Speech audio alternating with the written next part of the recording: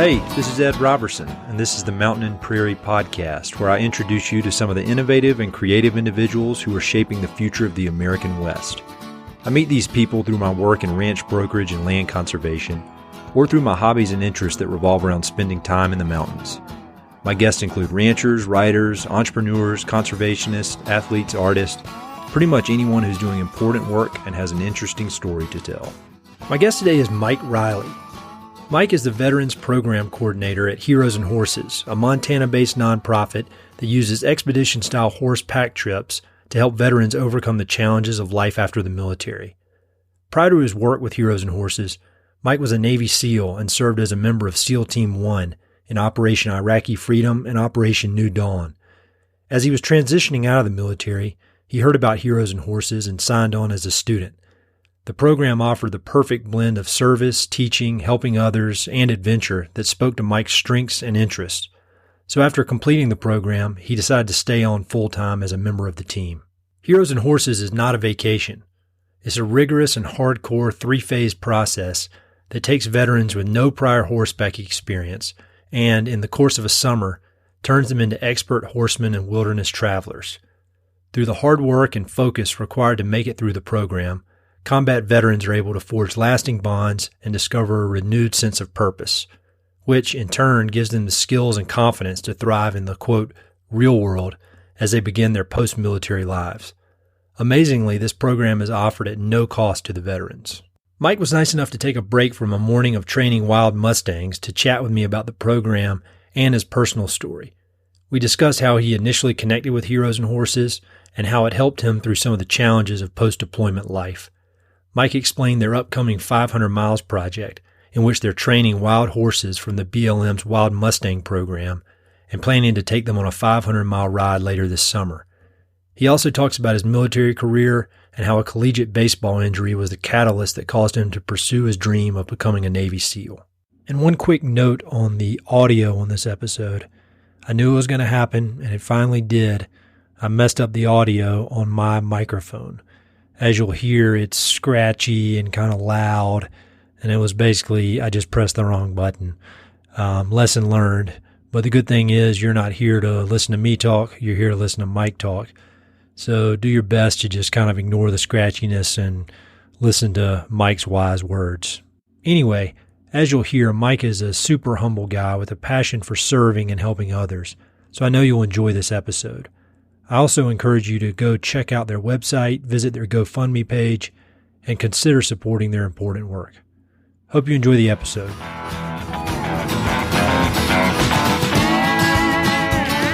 I've been starting out the interviews when I chat with folks is I say, when you meet somebody for the first time, never met them before, and they ask you that question, what do you do? How do you answer that? It's pretty simple, and, I was just lucky enough that I was able to find something like this, but to break it down in its simplest form, it's just helping people that need help and that want to help and are ready to accept help. And we use a particular medium that is a little unusual in that sense. But when you put it all together, I think it's a pretty powerful collection. So. Can you just kind of give a brief overview of Heroes and Horses? And I want to dig into the details, obviously, as we talk, but can you just kind of give the folks listening an idea of the program if they're not familiar with it? Absolutely. So the Heroes and Horses was founded by Mike DeFink. He's also a prior SEAL, started the company in Afghanistan, and is, essentially along the same premise, with him dealing with his personal issues and his desire to help people. The program morphed into what it is today, and obviously it's a changing process, being that we're so small. But it's a three-phase program right now for combat veterans, and we hope to expand upon that. What we do applies to people in general. It's a people story, not specifically a combat veteran only type of thing. But what we use is horses in the mountains and in that environment, and their ruggedness and the tranquility and quietness and the camaraderie, and we put all those things together. The time spent away from their families, it lends itself to breaking those old habits. And guys spend 37 days with us, and that's a first and second phase. And throughout the first and second phase, guys are being taught how to, saddle and bridle and pack all the gear that they would need to survive in the mountains. So there's been some instructional period, some learning, and then we go out into the mountains in Montana and execute that. And, the students are really asked to do it themselves. We're there for guidance, kind of to shape how the class is, going to go, and to provide that safety net. And then once they're done with us, we send them home, kind of let them decompress a little bit, let that wow factor, go away, let them get back into almost where they're like going into the issues that they were trying to get away from, and then we bring them right back out, and we send them to outfitters all across the Northwest Territories. And these outfitters are volunteering to take on these guys. They look at our curriculum and what we're doing in our mission statement, and they just want to help, and that's their way of doing that. So these guys take on a tremendous risk. Obviously, our students don't have a tremendous background or experience a lot of times with this type of stuff, but what we're able to cover and what we're able to do in that short amount of time gets these guys pretty well prepared to go into an outfitter camp and do all of those duties. And it's just, that self-reliance, that resiliency that you're forced to have in the mountains, that survival aspect and mentality. Either you're going to quit or you're going to pick yourself up and go. And it's really kind of a cornerstone of what we're all about. Not everyone finishes this program. It's rather tough. It's rather lengthy. But those guys that do, they just get back what they've had and, find themselves again. And that's really what we're all about. We're not miracle workers here. There's no psychiatrists. There's no PhDs. It's just real men and women and cowboys and combat veterans all sharing the same stories, going through rough times, and the animals are a huge part of that. That we use that horse as that door opener to get guys to start opening up. And the experiences that guys go through on the horse in these scenarios that we put them in are incredible. I mean, they're dangerous.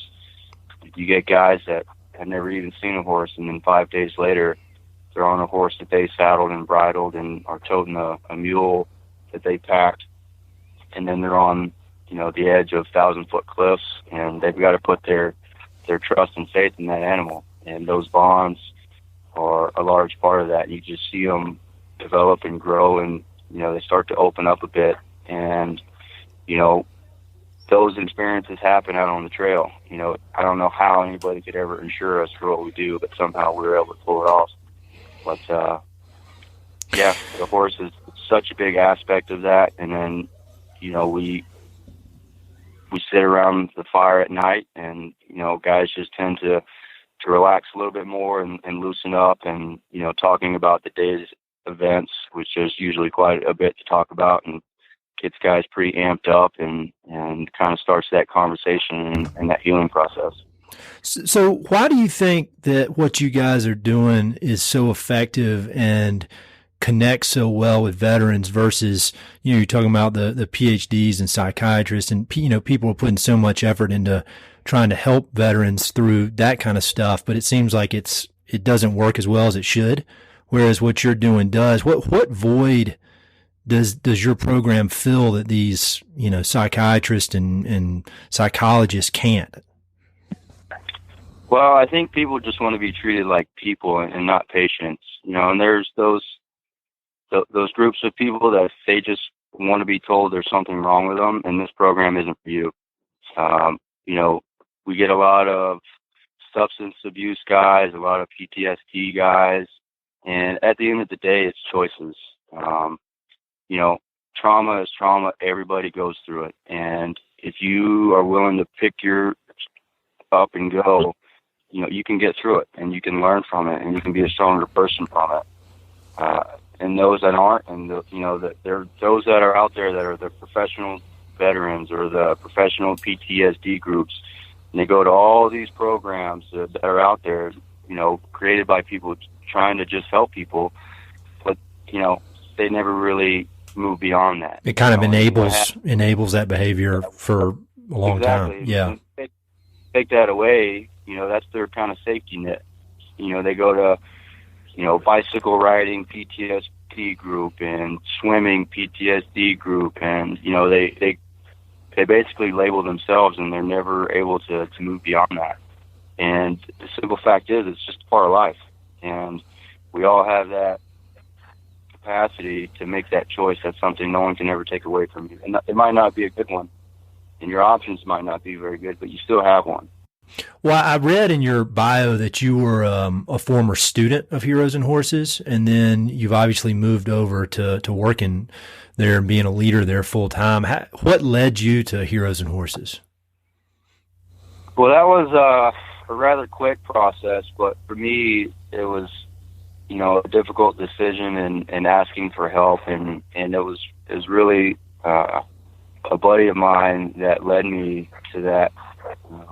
And I'm so grateful for him. And, he was actually working with me, when I was instructing as a SEAL, and he was a combat medic as well. And, kind of with their guys' role on top of everything else is to screen all of those head doctors and physicians and that sort of thing to make it easier for all of us. So they basically, hey, go to this guy. He's good. He'll treat you right. He's a straight shooter, that sort of thing. And that same guy was going through a pretty difficult time, and he was seeing a guy about it and suggested that I go see him, just sit down and have a talk with him. And I thought about it for a while, and I was in a bad spot. And was this after you had gotten out of the service? Were you retired from the service at this point, or still in? No, I was actually still in. I had just come off 2 shoulder surgeries, and I was rehabbing and kind of just wasting away, waiting to get out. Mm-hmm. And I went in and talked to the guy, and the first thing he did basically was want to write me a prescription, and I almost walked out. I told him, I'm not here for that. I was recommended to you by a guy I trust, and I want to kind of feel you out, have a conversation, see where it goes, but I'm not coming to you looking for some meds. And I think if more people felt that way and started off that way, and it would help change the narrative. I mean, the pharmaceuticals around this country are just mind blowing. What gave you the insight to turn that down? I mean, I know that nowadays it's pretty, the last few years I think it's pretty evident to everybody that these pharmaceuticals are out of control, but why did you know that you didn't want to do that? Well, a lot of it is a risk I wasn't willing to take. Personal family history is not all that great with substance abuse. Mm-hmm. and things like that. I've had a few close family members go that route, and it wasn't good. It wasn't over-the-counter or pharmaceutical stuff, more street drugs type of thing. And I've seen what that can do, and I know enough to know that I have an addictive personality. And obviously, or not obviously, and we'll keep this, and you better not tell the Navy, but I dabbled a little bit as a young man, uh-huh. And was smart enough to pull my head out of my ass, and in time, didn't get caught up in that. But I knew enough where I didn't want to be swallowing pills every day, and then who knows what that leads to 5, 10, 15, 20 years down the road. So sure. So you went to that doctor. He was trying to give you pills. You said no, and then what happened? He was completely okay with that.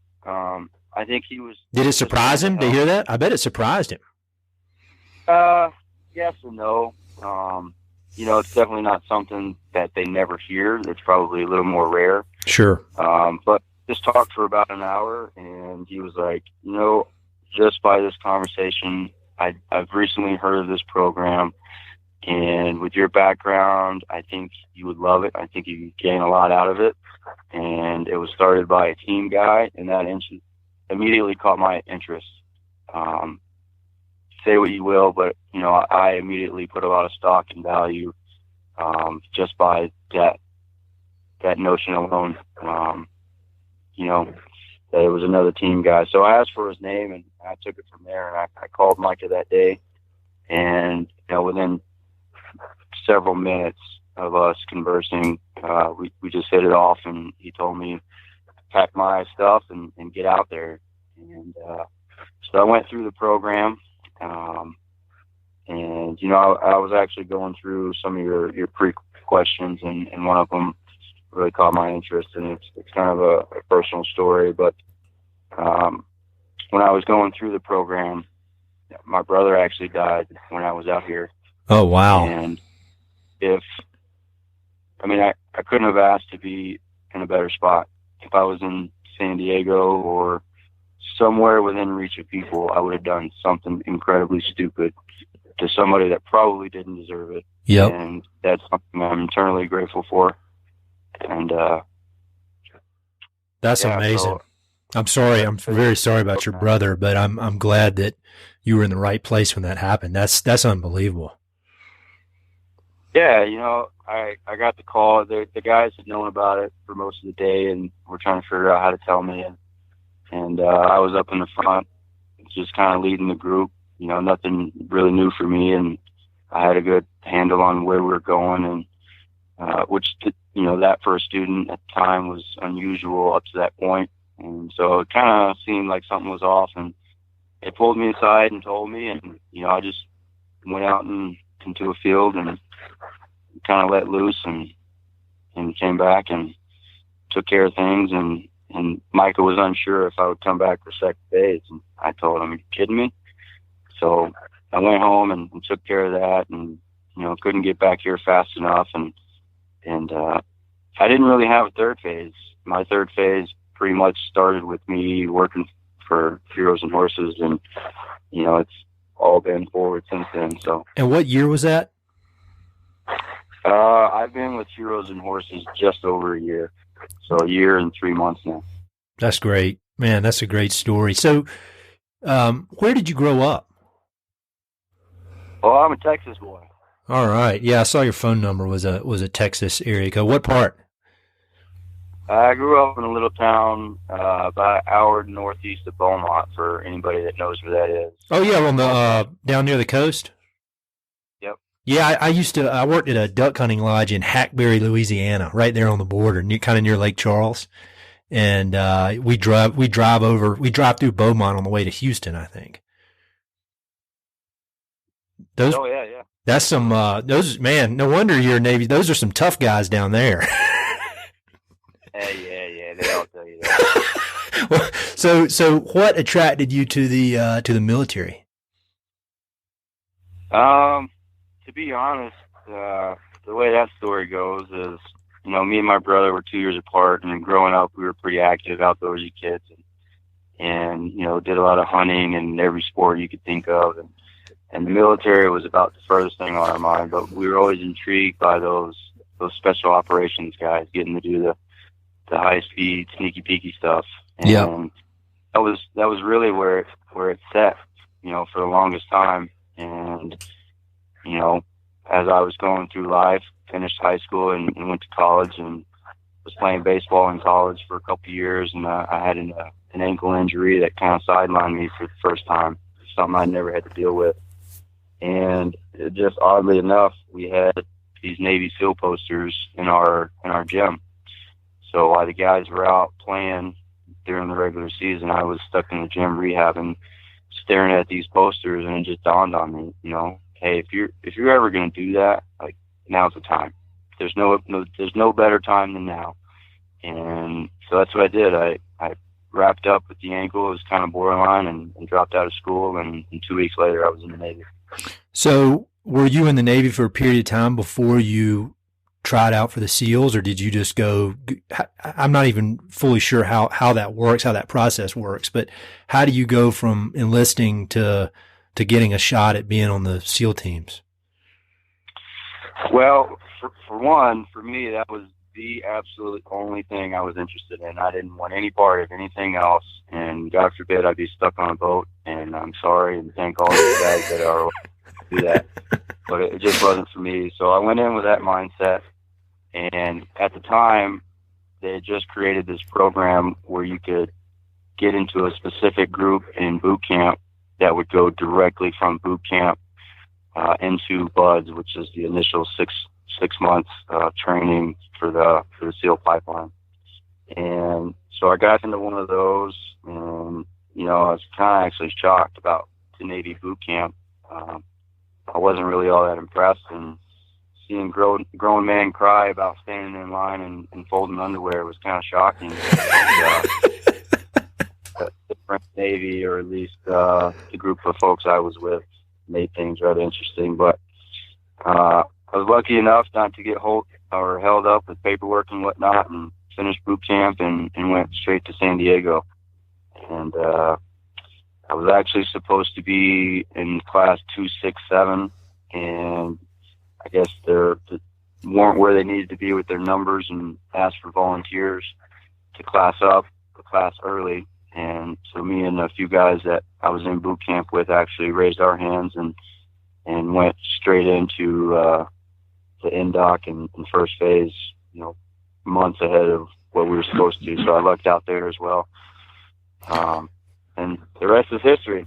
Yeah, that's amazing, man. I, like everybody, I read a ton of books about SEALs and, watch documentaries about the BUDS training, and it's hard for me to get my head around it. And I mean, I do some like, ultra marathons and shit like that most people would think is intense, but it's like 1/10 of 1% of what you guys do. So, so you were in the SEALs how many years? Oh, I was in around just shy of 9 years, I believe. 9 years, and towards the end of that, you were doing instruction for the SEALs. Is that right? That's correct. So what do you think it is about your personality that you seem to be a natural teacher? You kind of, after your active duty and being over in Iraq and doing all that, you kind of went into the teaching side of things, and now a lot of your job is teaching. Would you have ever thought when you were younger that teaching would suit with your personality? Because it obviously does. I did. I was fortunate enough to have a lot of great mentors as a young man, and with athletics or any competition-based events. I can't express the value in that with, competition and sportsmanship and all those things and what they build and as far as character goes. And with that, I was also placed in a lot of unique situations within all those athletic groups, where either I was teaching those around me, I don't know, just came naturally, and really kind of developed that, and I saw I had a taste for it, and I saw the value in teaching. I think what I gain most from it personally is I learn when I teach far better than just so I get to improve myself while I'm improving somebody else. I mean, it's kind of a win-win. So you mentioned that you had a lot of good heroes and role models. Who were a few of those? Oh, I don't know if they'd be too happy about me mentioning them. A lot of those guys have moved on. The sad thing is I couldn't tell you where they are today, but my dad was a large part of that. Some baseball coaches, Ronnie Pickle and Sean Mixon, and there's a long list of athletic coaches, and hats go off to those guys. I think they are such a huge part of our culture and young people, and they don't really get the credit they deserve. And I think, over the last few years, there's been a lot of visibility on that as far as, the football and helmets and all that stuff. And I think we're moving in the right direction with developing those programs that actually teach coaches how to coach. I recently read a book by the author Sebastian Junger. I don't know if you ever heard of him, but he wrote that book. Have you read Tribe? No, I have not. Oh man, you would love it. I'll send it to you because I mean it is made for you. But he's talking about military and how this problem we're having with PTSD and how these guys come home and a lot of them who did not even see any active combat have PTSD. And so he says it's not a matter of seeing some terrible stuff. I mean, that's obviously part of it, but people can recover from that. But he says that it's the biggest problem is that they're lacking in purpose and they're lacking in community, both of which they had in spades when they're in the military because you're living with these guys. You know, you're always surrounded by people and you're working in for one of the most important purposes there is. And so do you agree with that? Do you think that kind of lack of purpose and lack of community is as much of a problem as seeing the terrible aspects of war? I wouldn't say it's as much of a problem, but I definitely agree that is such a huge component of it, and that's something that we really harp on, with that purpose. We bring guys out and we do what we do with the horses and the mules and kind of the cowboy lifestyle, but we're not trying to make these guys and the cowboys, but it's just that repurposing, giving them a job, and within that framework of team building and all that stuff. They come from that military background where they have all that and everything's so structured. They know exactly what is expected and they're held accountable for that. They have, their leadership that they can go to hopefully, and once they get out, like, their whole life is just changed. All that is removed. They no longer have access to all that stuff. And then there's so many out there that are handing out freebies and just letting guys and gals get away with doing absolutely nothing and not changing their own circumstances, but just taking free stuff, taking free stuff, and taking free stuff. And, they're like, wow, this is actually really good. I'll just keep saying this and not really do anything to help myself. And sweet. Yeah. People know about this label. I've got that label. Well, why would I want to change that? And so, I definitely agree that purpose is important for anything. It could be a purpose of the day. It could be, lifetime goals. It can be anything. But, having that purpose in whatever shape or form that takes is definitely important. So when these veterans come through and they've completed all three phases and then they leave this beautiful wilderness on these awesome adventures and then they go back to the real world, quote, real world, what do you do to ensure that these lessons stick? Or, I mean, they obviously do because you're doing something, you've had such great success, but how does that work? I mean, how do they, cause I would imagine there's some sort of letdown when you leave such a cool adventure as that and working so hard and then having to go back and, live in an apartment or in a city. So is there anything you do? Do you follow up with these guys or how do you ensure that these lessons, these very important lessons they learned stay with them? Well, at the end of the day, that's exactly it. They go home and they're their own person. They have to make those conscious choices. And what we do with Heroes and Horses and our alumni, that's a key component of our success. And it's really important that we have our students stay engaged. And it's a big part of that portion of it is them kind of paying it forward and staying involved in future classes and volunteering their time. And we've had large numbers of those guys that are still active and on basically a daily basis. One of those guys is coming on 500 Mile with us. Two of those guys, actually. Another one we just found out might be helping with a logistical piece. Some of them are local, so they come by when they can. But we're basically trying to create a community that they can go to that have all of the same shared experiences. Kind of that community piece is very much a big part of it.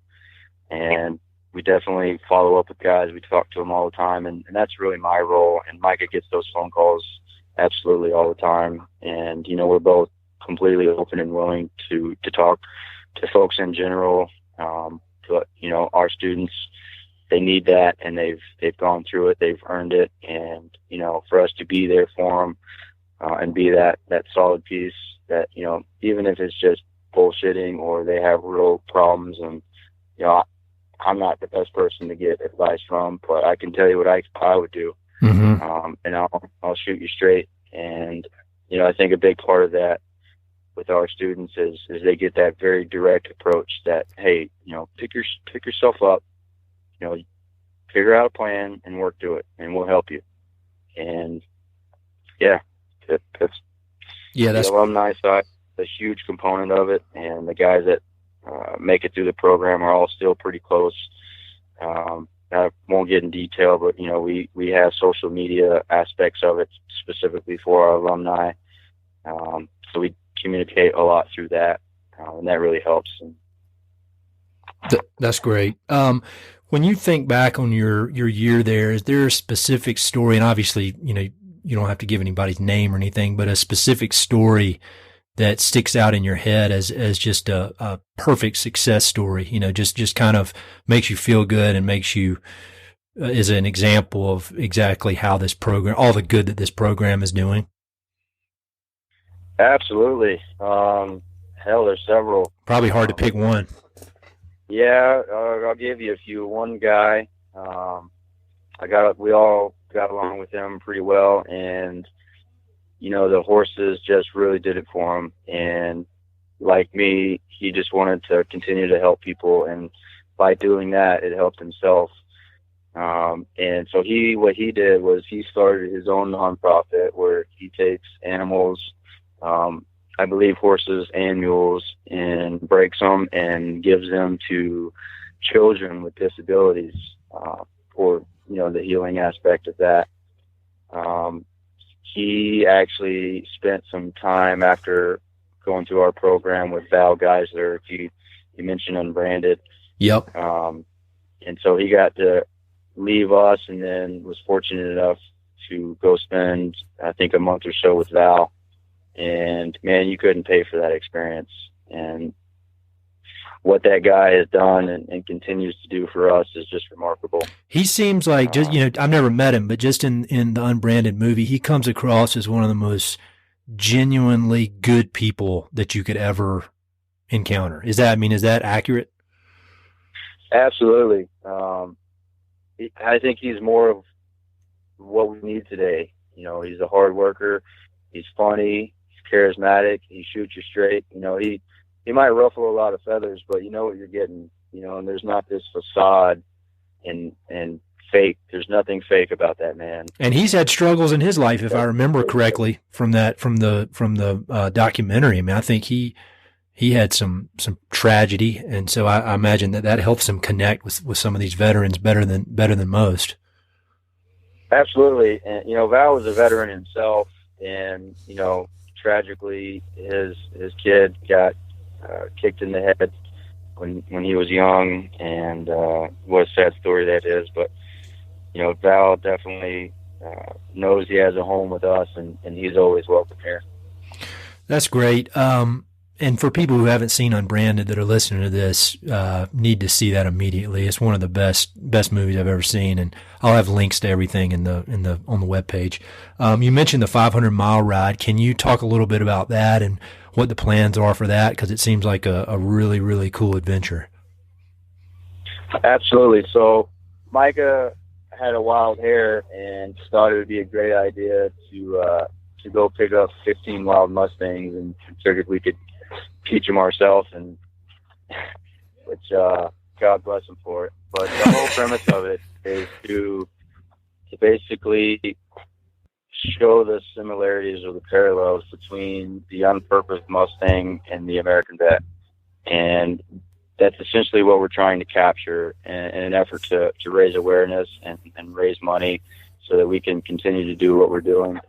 And this 500 miles is all going to be filmed, obviously, and the intent is for us to basically figure out where these horses are, the ones that make it. And like I said earlier, not everybody makes it through this program.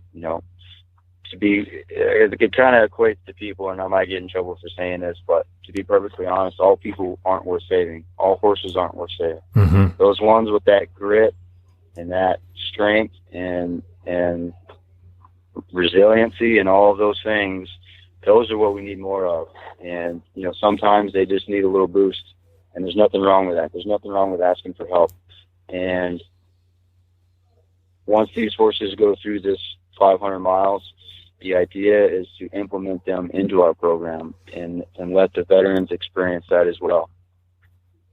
In the trailer for the film, which I'll have on the webpage, there's a line in there. Some guy says we're putting together the toughest human beings on the planet with the toughest horses on the planet, and then they learn from each other. And I thought that was a really cool way to think about it, because it's 100% true.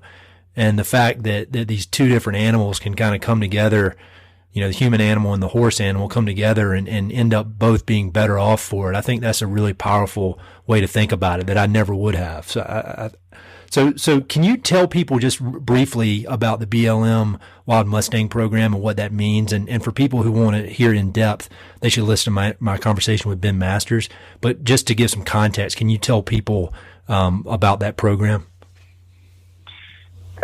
Absolutely. And first off, what Ben has done for the Mustangs is incredible. He's such a huge part of the Mustang Heritage Foundation, and obviously Unbranded, and him and Val have both been an integral part of Heroes and Horses. And that Ben was a huge kind of liaison between us and them. And once we had made that decision, you know, that we wanted to do the whole Mustang thing, BLM just absolutely loved it. And so what we did was we told them about our program a little more in depth, and told them, you know, what the whole intent was and what we were looking for in the horses. And they pretty much screened the horses that they thought would be good for us based on that criteria. And we went over to Burns, Oregon, rather lengthy drive, and just went through them one by one. And they were, you know, such a great group of people, a lot of veterans that were there, and you know, they all kind of, you know, saw what we were doing. And, you know, even if you're not a veteran, like I said, this applies to people in general, but, you know, the message comes across pretty strong. And I think, you know, crosses a lot of boundaries and blurs a lot of lines from the status quo today.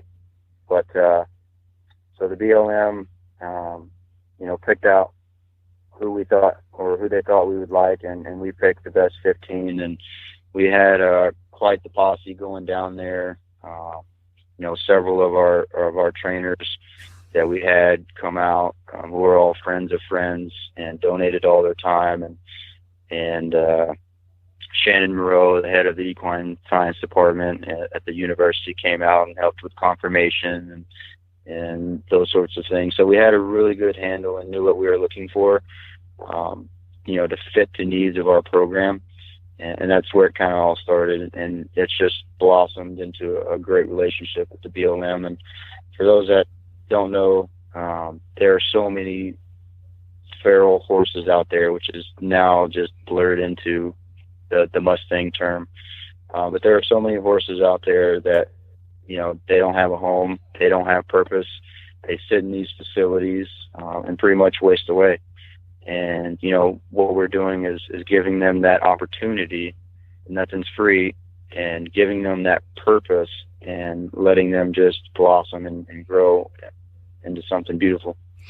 And before we started recording, we were talking about those horses and how most people don't understand what kind of animal they are, and that they are a wild ass animal. I mean, I said this, and I don't know if it's 100% accurate, but most of the horses people know about, when you go on a little trail ride and you feed them carrots, that's like a golden retriever. And these horses that you guys are on are like wolves.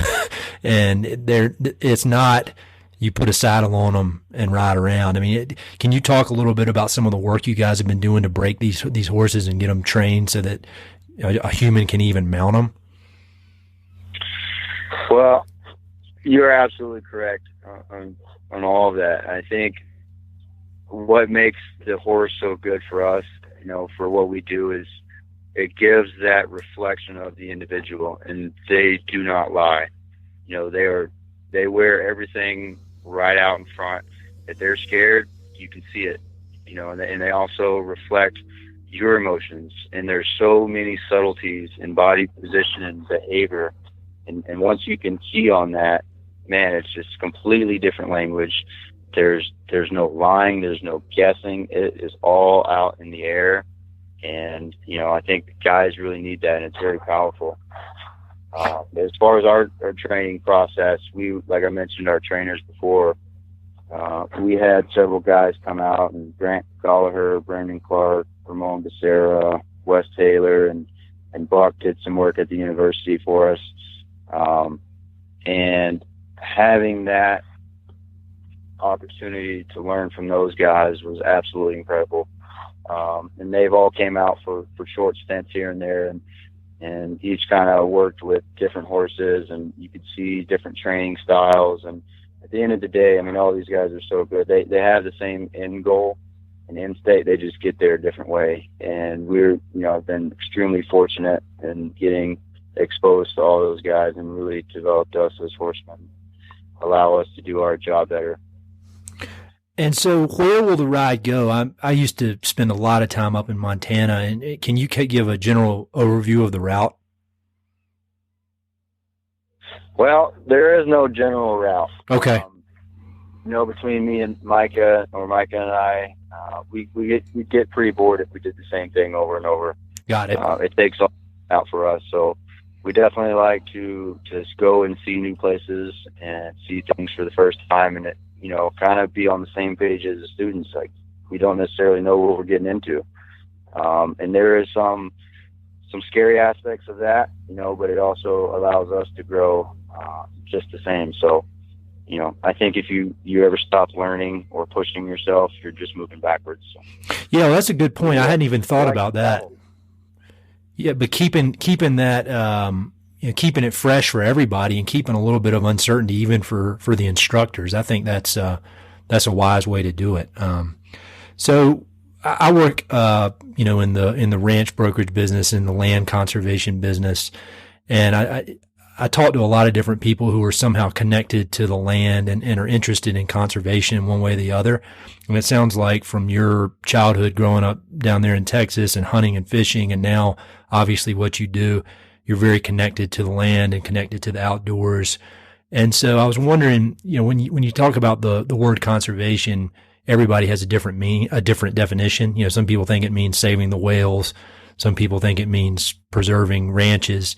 If you had to define the word conservation and what it means to you, how would you do that? Well, that's tough. You mentioned save the whales, and that goes back to, natural selection and that sort of thing. And I see the necessity and value and all that. But I think just being grateful and respectful for what we have here, because it's very finite. There's only so many things that we can get back, with our resources and you name it across the board. And it takes a lot of time to get those back, if you can get them back. So I think showing that respect and spending the time out there in general will kind of develop that naturally, I think, in most people. And there's so many people today that they're just stuck in their center block cities.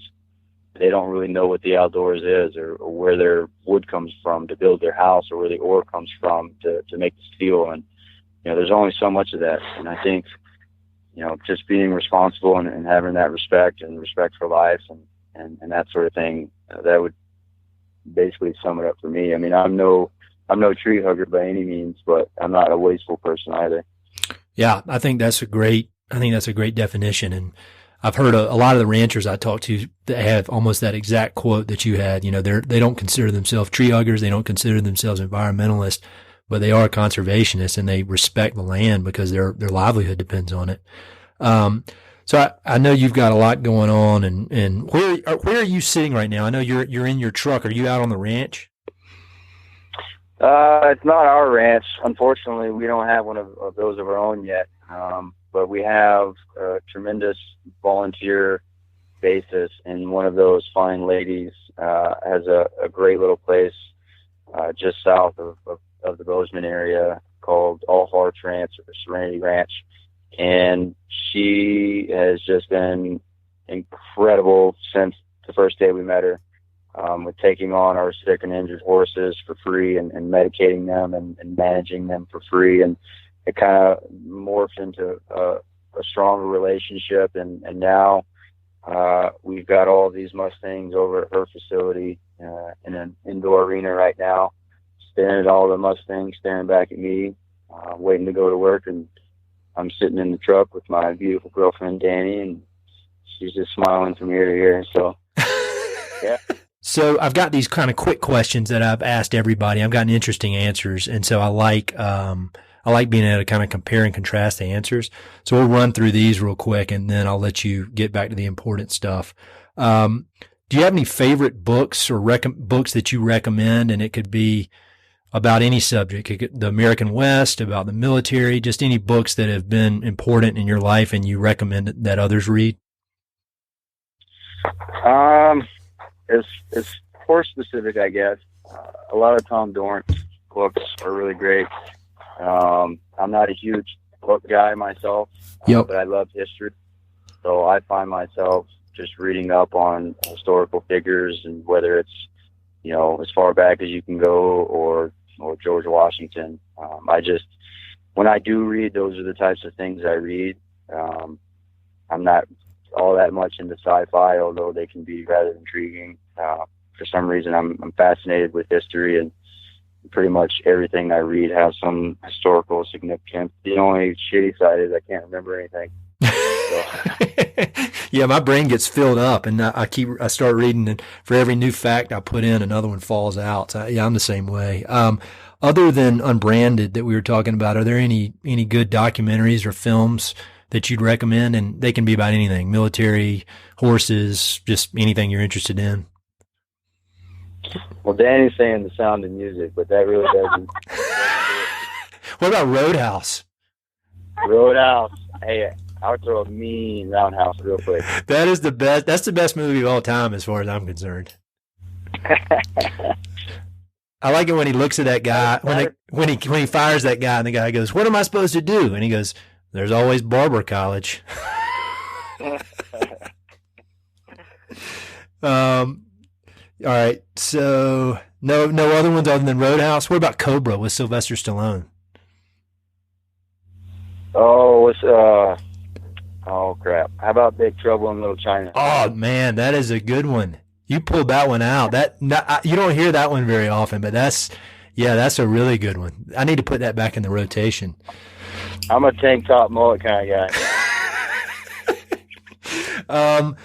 Is there any activity you enjoy that would be surprising to the people listening to this? A Navy SEAL who rides wild horses. Like, do you know how to knit or anything like that?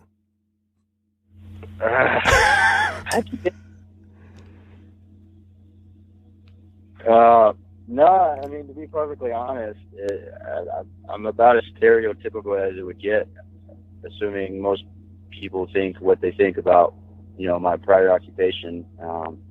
That was the beauty of what I used to do and now continue to do, that my jobs or my hobbies have always been my jobs. And that's something that's always been really important to me. I always told myself and my parents that, I could never really hold a desk job. Being active is such a huge aspect of my life, and I have to get out and do something. I can't read it and learn it very well. I have to get my hands on it. So that means, for me to get better at those things, they're all hands-on stuff, and just repetition and creating goals and standards and just always trying to improve. Cool. And if you had to pick one place in the West that's your favorite place, where would that be?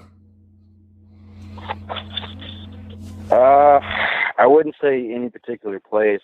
I think in the mountains with the horses and my dogs, and Danny and my friends. I mean, you wake up and you've got the morning mist or the morning dew and the fog, and the horses are laying down, and you're looking at the side of a mountain and maybe a lake.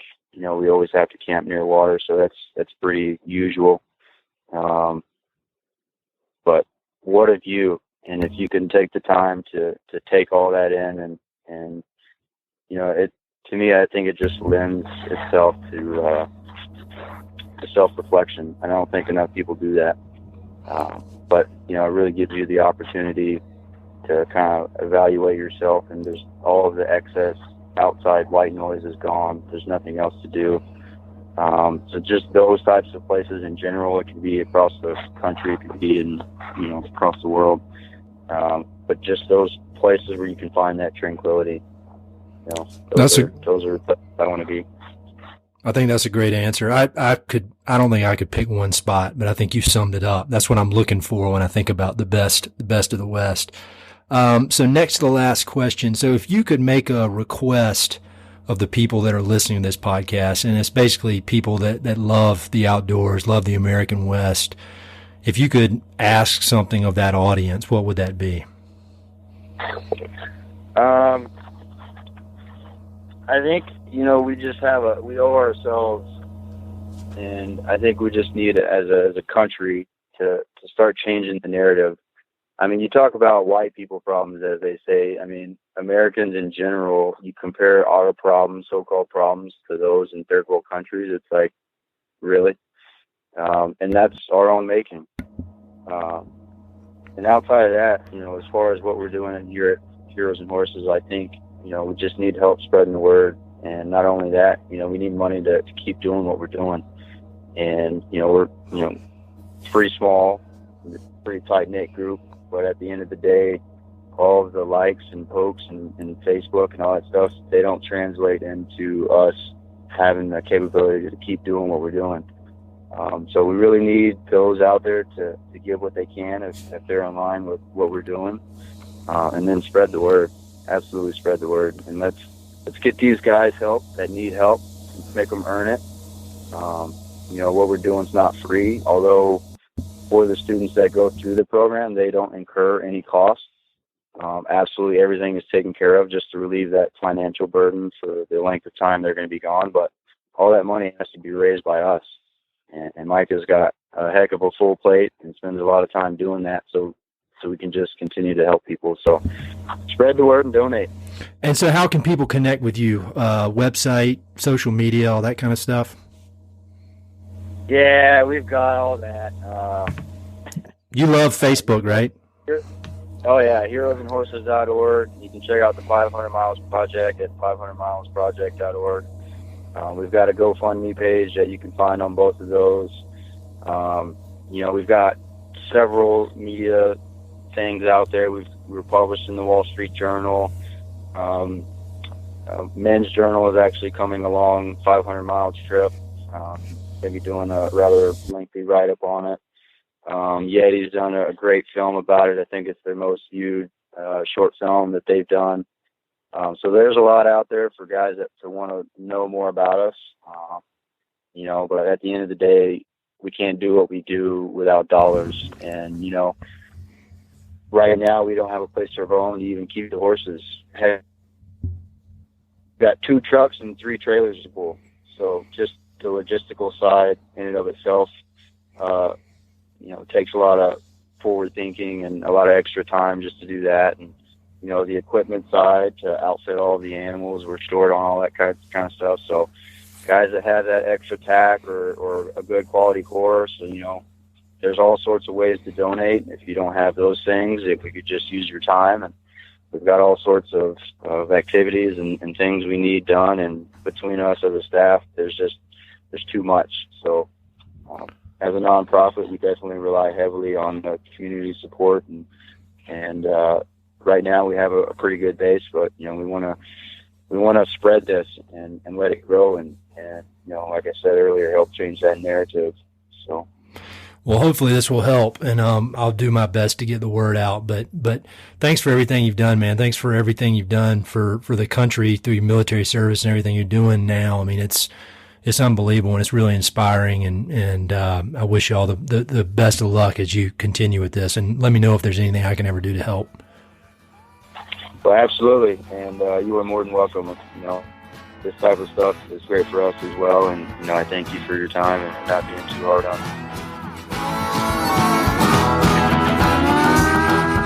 Hey, it's Ed again. Thanks so much for listening to the podcast, and thanks for listening to that particular episode. I hope you enjoyed it. Before you go, I've got 3 quick things. Number 1, if you like the podcast, please do me a huge favor. Either pass it along to a friend who may be interested, share it on your social media, and or go to iTunes and give it a 5-star review. All those things would mean a lot to me, and they would really help to spread the word about the podcast. Number 2, if you've listened to many of these episodes, you know that I love reading and I love talking about books. Every other month, I send out a quick email with a few books that I've recently read and highly recommend. The subjects are varied, but they're pretty much all nonfiction with an emphasis on history, biographies, adventure narratives, and topics related to the American West. There are no sales pitches for ranches, no spam, no other kind of nonsense, just books. So if you'd like to sign up for the list, head to Mountain and Prairie/reading, or just go to Mountain and Prairie and there's a massive tab at the top that says book recommendations. Click on it. There are a ton of good books that I've read. Some of the old email lists are on there. You can go crazy. There are a lot of books. And finally, if you know anyone I should interview for the podcast, please don't hesitate to reach out and let me know. All my contact info is at mountainandprairie.com, and I'm on all the social media stuff, Facebook, Twitter, Instagram, blah, blah, blah. So feel free to reach out. I'd love to have some recommendations and suggestions of interesting people I should meet. All right, that's it. Thanks for listening. Talk to you soon.